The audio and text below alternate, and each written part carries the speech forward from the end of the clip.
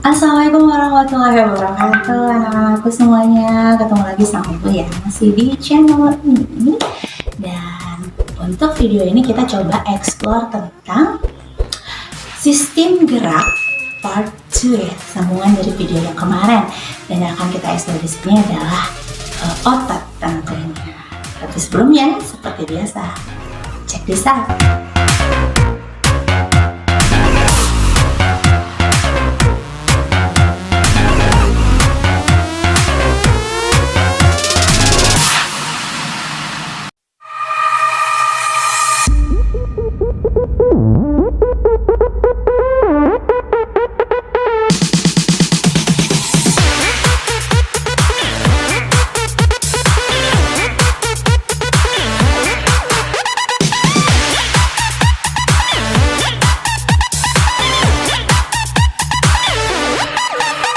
Dan jawabannya adalah congratulations, selamat ya, jangan lupa disimpan skornya.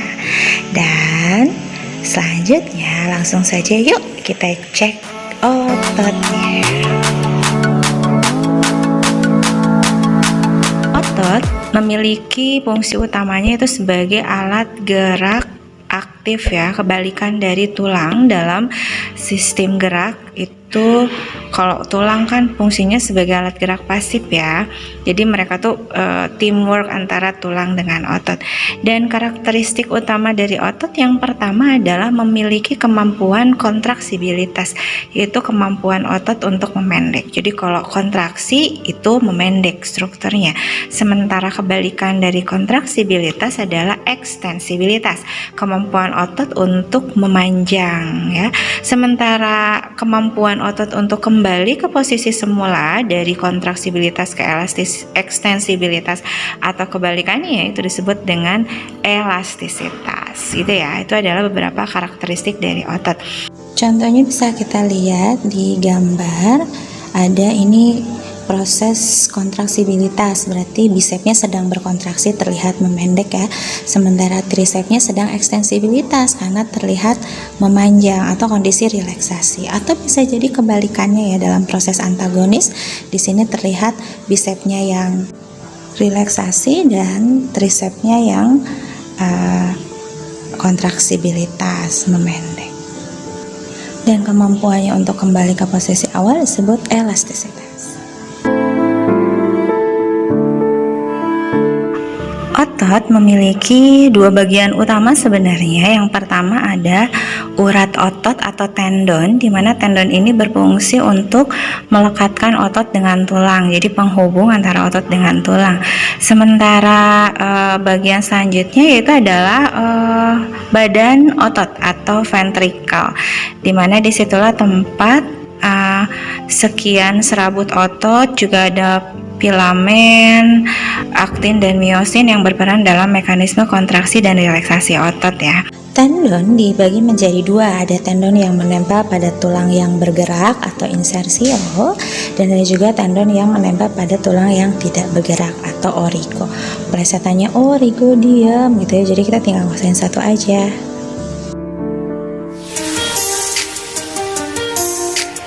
Struktur daging yang kita miliki merupakan kumpulan dari serabut otot rangka yang dilindungi oleh epimisium yang berfungsi untuk menghindari kerusakan akibat gesekan antar otot juga dengan tulang, karena kita tahu bagian urat otot atau tendon itu menghubungkan antara otot dengan tulang. Daging kita tersusun atas serabut otot yang disebut dengan fasikuli, di mana fasikuli ini dilapisi oleh perimisium, yaitu lapisan pelindung fasikuli. Dan selanjutnya fasikuli ini tersusun atas banyak serabut otot atau sel otot yang dilindungi endomisium juga sarkolema. Jadi ada dua pelindung serabut otot atau sel otot, yaitu sarkolema dan endomisium tadi ya. Kemudian bagian dari sel otot ini tersusun juga atas banyak miofibril. Jadi miofibril ini merupakan serabut terkecil yang di dalamnya terdapat aktin dan miosin. sebagai komponen kontraksi otot pada akhirnya. Nanti kita akan menjelaskan di proses mekanisme otot. Aktin dan miosin akan bersambung dengan saluran-saluran sarkoplasmik retikulum yang merupakan tempat pelepasan kalsium dalam proses mekanisme kontraksi otot. Oke, kita coba gambar struktur otot bareng-bareng ya, semoga bisa lebih mudah untuk memorizingnya. Nah, ini aku gambar struktur utama otot, ada tendon. Nah, ini yang ini tendon, dan yang bagian tengahnya adalah ventrikel atau badan otot, di mana tendon itu berfungsi sebagai penghubung antara tulang. Ini tulangnya nih ceritanya, dan dia menghubungkan antara otot dengan tulang si tendon ini. Nah, kita coba potong nih bagian dari tendonnya ya, bagian dari badan ototnya ya. Taruhlah ini daging nih, daging kita potong terdiri atas serabut-serabut besar, dimana daging ini dilindungi oleh epimisium ya, seperti yang dilihat di video sebelumnya ya. Kita gambar epimisiumnya, dan di video sebelumnya epimisium merupakan pelindung dari gesekan antar otot ya, atau dengan tulang. Oke, serabut otot paling besar itu tersusun atas kumpulan serabut lagi, dimana kumpulan ini sebutnya fasikuli. Nah, ini fasikulinya yang biru-biru. Kalau kita keluarin si fasikulinya, nih dia seperti ini, dan fasikulinya ini dilindungi juga oleh lapisan pelindung yang disebut dengan perimisium. Nah, jadi kalau tadi pelindung daging tuh epimisium paling luar, kalau ini ada perimisium yang di tengah. Dan fasikuli ini tersusun atas kumpulan sel otot. Nah, jadi kalau kita punya sel otot lurik, nah sel otot lurik ini berkumpul menyusun fasikuli, fasikuli berkumpul menjadi daging atau organ otot. Nah, ini dia serabut ototnya atau sel ototnya ya, sel otot lurik. Dan sel otot lurik ini dilindungi oleh plasma membrannya dia sendiri, yaitu sarkolema, dan di bagian luarnya, nah ini yang hijaunya ini adalah endomesium. Jadi ini adalah lapisan pelindung paling dalam. Jadi si sel otot ya ini tentunya berada di bagian dalam, makanya pelindungnya namanya endomesium ya. Kemudian sel-sel otot ternyata tersusun lagi atas serabut otot yang disebut dengan myofibril. Jadi kita coba gambar kumpulan myofibril, nah yang akan menyusun sel otot. Jadi ini adalah serabut terkecil, di mana di dalam myofibril inilah terdapat benang-benang kontraksi otot ya, yaitu ada miosin. Nah, ini miosin itu kan tebal, miosinnya itu tebal benangnya, dan satu lagi adalah aktin, pita yang tipis, lebih tipis. Miosin juga disebut pita gelap dan aktin disebut pita terang. Kita coba identifikasi ya. Yang ini apa? Oke, itu tulangnya. Yang ini apa? Tendon. Yang ini ventrikel. Simpel skornya ya, nggak bisa jawab ya. Yang ini potongan otot. Betul, ini adalah dilindungi oleh epimisium. Good. Kemudian yang ini, oke, fasikuli. Fasikuli dilindungi oleh ya perimisium. Fasikuli tersusun atas sel otot dilindungi oleh endomesium, betul. Kemudian di dalamnya terdapat kumpulan myofibril, dan di dalam myofibril terdapat benang yang merah ke miosin, dan yang biru adalah aktin. Itu dia struktur dari otot ya.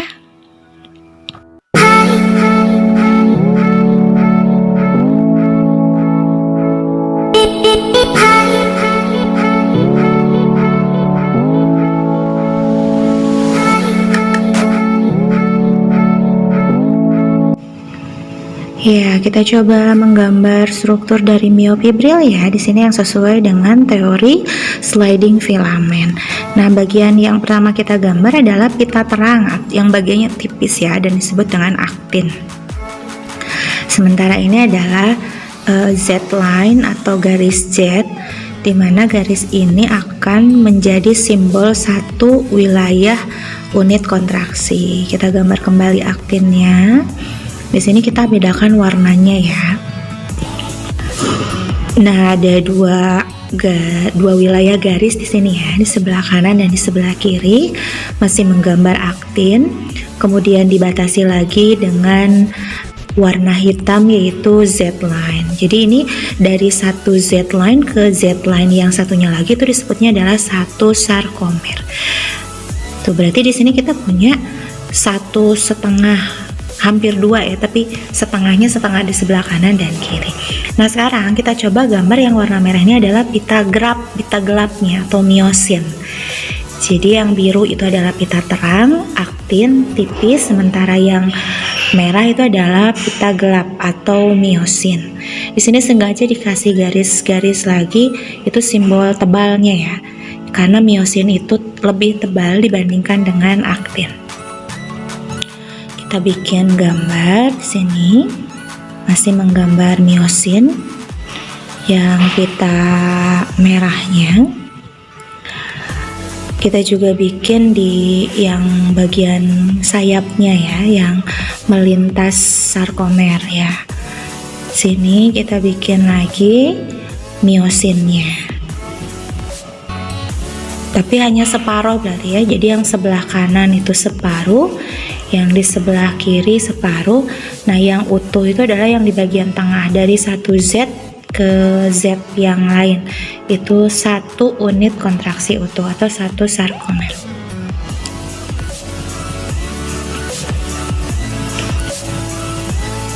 Oke, sudah mulai selesai miosinnya. Nah, sekarang kita coba identifikasi ya.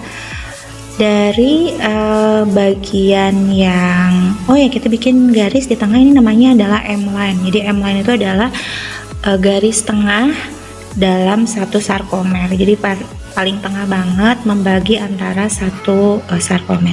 Nah, bagian yang hanya terdiri dari aktin aja itu juga ada Z lainnya di situ, itu disebutnya adalah pita I ya, atau I band.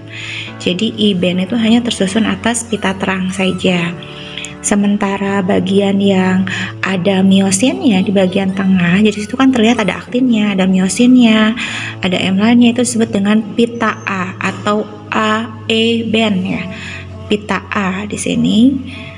Ingat kalau aktin aja pita I, kalau ada miosinnya itu adalah pita A. Dan di bagian tengah yang hanya miosinnya saja yang tidak ada aktinnya itu disebutnya adalah zona H. Jadi ada zona H di sini dekat M line. Ini adalah Z line. Kemudian ini adalah aktinnya dan ini miosin. Gitu. Jadi sekarang kita sudah tahu struktur penyusun dari miofibril yang betul-betul harus kita kuasai, karena nanti kita bisa memahami proses sliding filamen. Oke, sekarang kita coba eksplor tentang mekanisme kerja otot rangka ya, dimana kita tahu bahwa otot rangka memang tersusun atas banyak serabut-serabut otot yang akan mengalami kontraksi atau relaksasi berdasarkan sinyal yang dikirimkan oleh sistem saraf yang akan dipindahkan melalui ujung akson menuju ke otot tentunya. Dan kita juga sudah membahas sebelumnya bahwa sel otot itu tersusun atas miofibril yang memiliki satu unit kontraksi otot yang disebut sarkomer, di mana pada sarkomer ini tersusun atas filamen aktin dan miosin ya. Aktin itu yang tipis dan miosin itu yang tebal. Proses kontraksi otot akan memendek ya, dan berdasarkan teorinya kondisi memendek ini disebut dengan teori pergeseran otot atau sliding filament.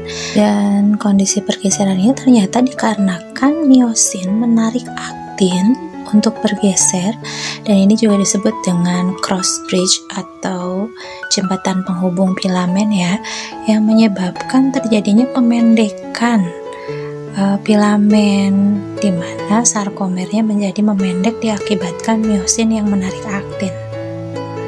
Mekanisme kontraksi ini dimulai dengan adanya ATP sebagai sumber energi terbesar yang kemudian akan diuraikan menjadi ADP dan fosfat untuk menghasilkan energi, sehingga pada saat miosin yang sudah mengandung ATP berarti punya energi dong, bisa menggeser posisi aktin sehingga terjadi jembatan filamen dan sliding filamen tentunya ya, karena bergeser. Jadi nanti ketika ATP ada lagi bertambah, maka miosin akan menggeser kembali aktin dan selanjutnya, dan inilah yang disebut dengan mekanisme kontraksi dari otot. Tuh ya.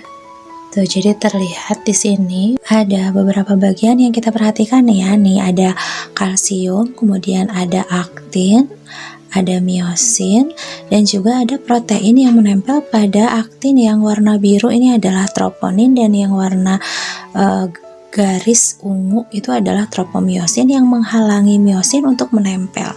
Nah, tugas dari kalsium adalah membuka penghalangnya. Jadi si tropomiosinnya bisa keangkat. Nah, sehingga bisa ditarik oleh miosinnya. Secara keseluruhan, proses ini diawali dengan adanya impuls yang dihantarkan oleh neuron, kemudian menyebabkan kalsium yang berada pada retikulum sarkoplasmik untuk lepas. Nah, kemudian kalsium yang sudah lepas dari retikulum sarkoplasmik akan menempel pada troponin, kemudian membuka tropomiosin dan menyebabkan miosin bisa menggeser aktin sehingga terjadi pemendekan sarkomer, dan saat itulah yang disebut dengan kontraksi otot. Pada saat otot kita memendek, sebenarnya terjadi pemendekan pada pita I dan zona H dari miofibril. Seperti yang sudah kita bahas sebelumnya, ada beberapa bagian dari miofibril yang merupakan bagian penting dalam proses kontraksi otot yang harus kita perhatikan. Jadi sekali lagi bisa kita lihat di sini kalau pada saat relaksasi yang gambar di atas ya, itu pita I-nya lebih panjang, sementara pada saat kontraksi pita I-nya memendek, termasuk zona H-nya yang awalnya lebih panjang. Pada saat kontraksi zona H-nya menjadi lebih pendek. Jadi inilah yang disebut dengan sliding filamen atau teori pergeseran filamen.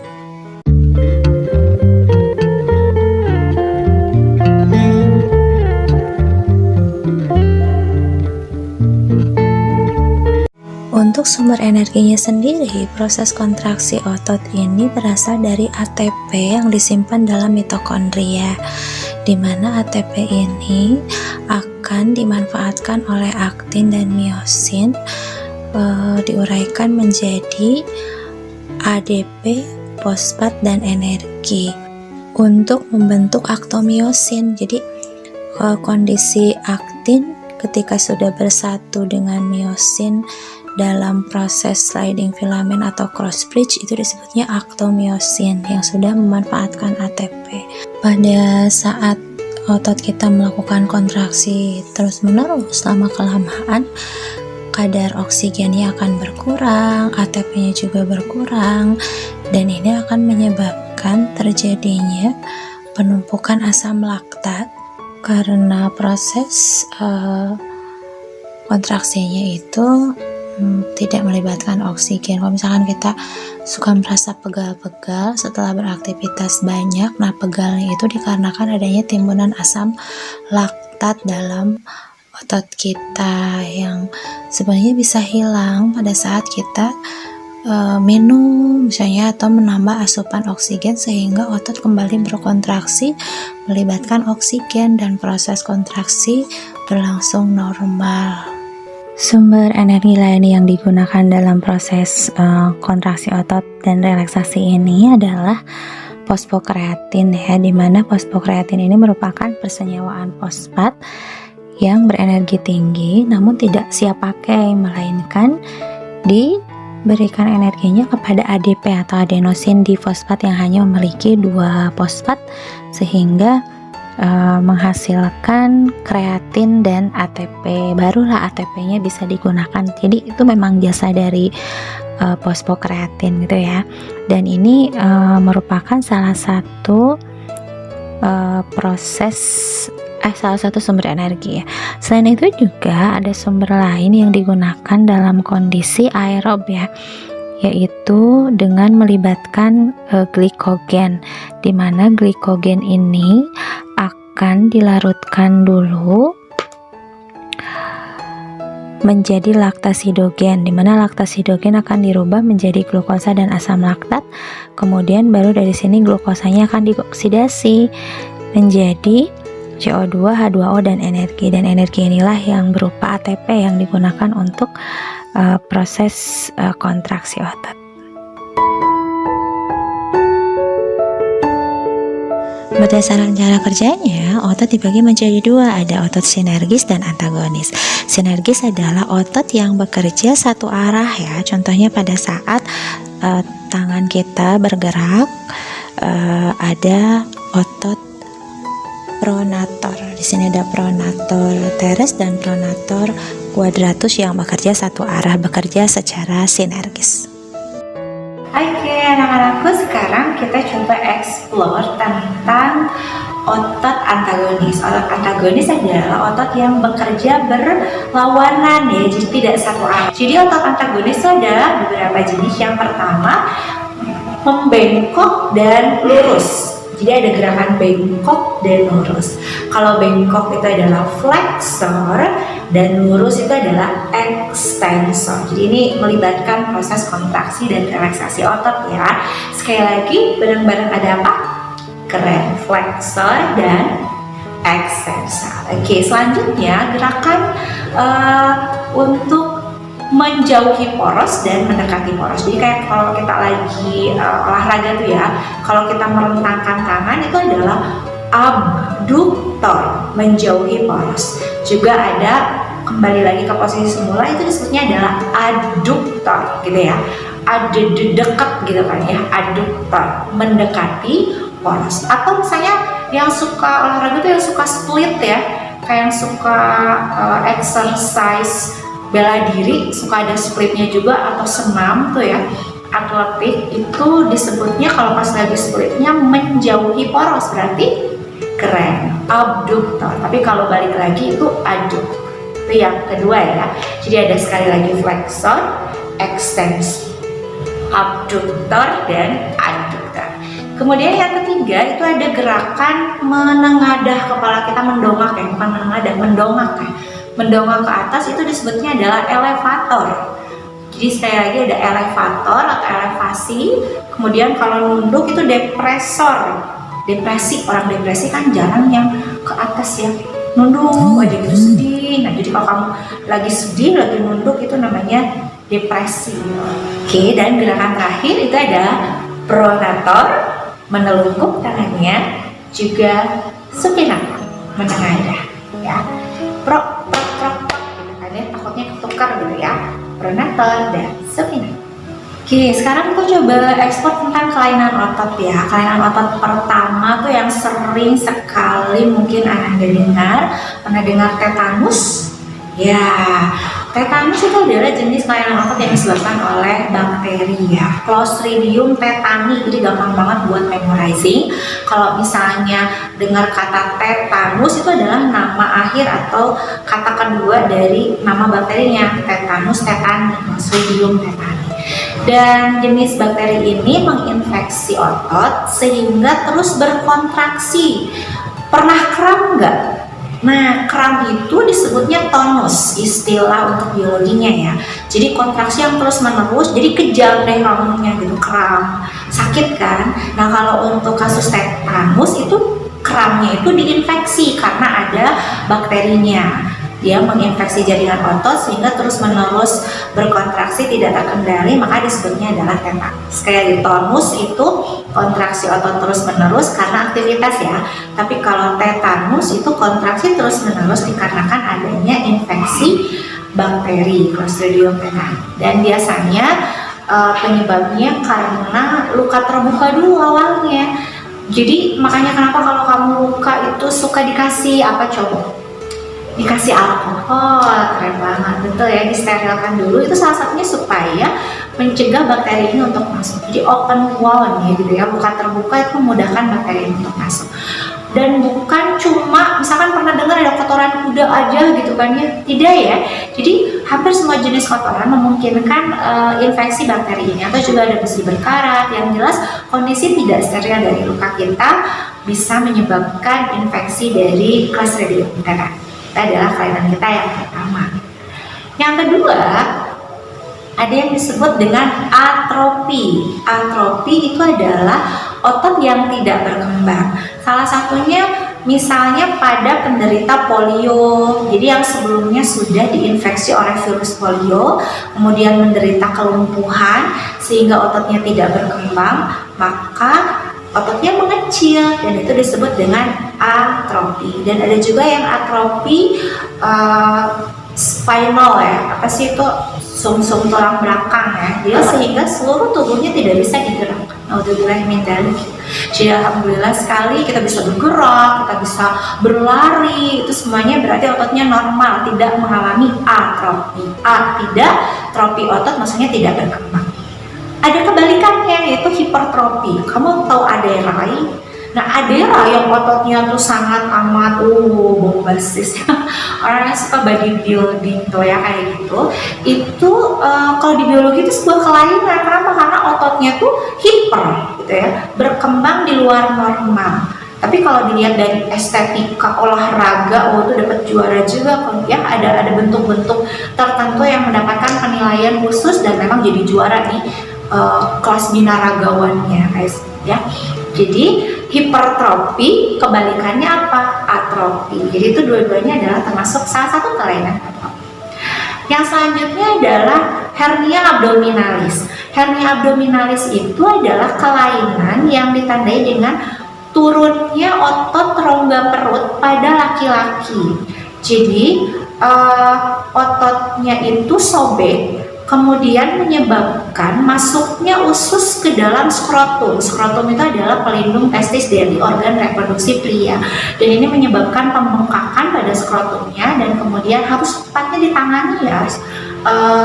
Tapi memang ada beberapa yang ditangani dengan cara alternatif, tapi ada juga yang memang harus langsung ke surgery ya, tergantung dari fatal atau tidaknya turunnya ususnya ke bagian skrotumnya itu. Jadi itu robek si otot di rongga perutnya. Jadi otot rongga perut yang harusnya menyangga usus supaya tidak turun, ini sobek deh. Itu adalah kelainan yang ketiga, yaitu hernia abdominalis. Abdomen itu perut ya.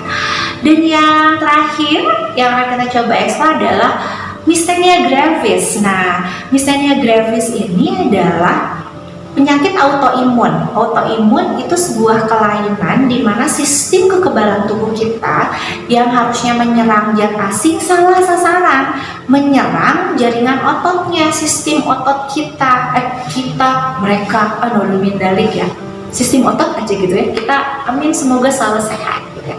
Jadi semua jaringan ototnya diserang oleh kekebalan tubuhnya sendiri. Ngeri dong ya. Jadi itu efeknya apa? Ya lemes, tidak bisa beraktivitas, ototnya tidak bisa berfungsi dengan sempurna, hanya terbaring saja ya, tergeletak di tempat tidur. Kemudian ditandai dengan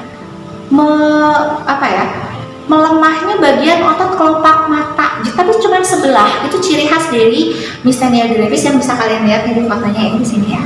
Jadi itu tuh mengecil kelopaknya sampai akhirnya nggak bisa dibuka sama sekali matanya. Tapi kalau yang satunya normal, itu ciri khas dari Myasthenia gravis. Cuma memang yang diserangnya bukan cuma otot kelopak matanya ya, otot dari seluruh bagian tubuhnya diserang oleh kekebalan tubuhnya sendiri. Dan sampai sekarang belum ada obatnya, paling ya disuplai dengan beberapa asupan nutrisi, vitamin yang minimalnya si pasien bisa bertahan untuk hidup ya, karena memang belum ada obatnya. Rata-rata penyakit-penyakit autoimun, kalau di tulang kemarin kita ada artritis rheumatoid ya, itu juga termasuk autoimun. Cuman kalau di artritis rheumatoid yang diserang adalah tulang, kalau di sini yang diserang adalah ototnya, walaupun dua-duanya tetap sistem gerak. Itu mungkin ya beberapa jenis kelainan yang ada pada sistem otot kita. Oke anak-anak, itu tadi pembahasan tentang sistem otot ya, yang merupakan bagian dari sistem gerak part 2. Jadi kalau di video sebelumnya kita udah bahas tentang sistem gerak part 1 seputar tulang, maka yang video sekarang kita membahas tentang otot. Kita udah bahas semuanya dari mulai mekanisme kerja, kemudian juga ada tipe-tipe otot antagonis, struktur ototnya seperti apa, dan juga kelainan otot. Dan sampai jumpa di video selanjutnya. Jangan lupa simpan apakah Anda sudah paham atau belum di kolom komentar, dan juga satu informasi yang penting yang Anda bahas, yang Anda pahami di konsep. Oke, sampai jumpa di video. Assalamualaikum warahmatullahi wabarakatuh.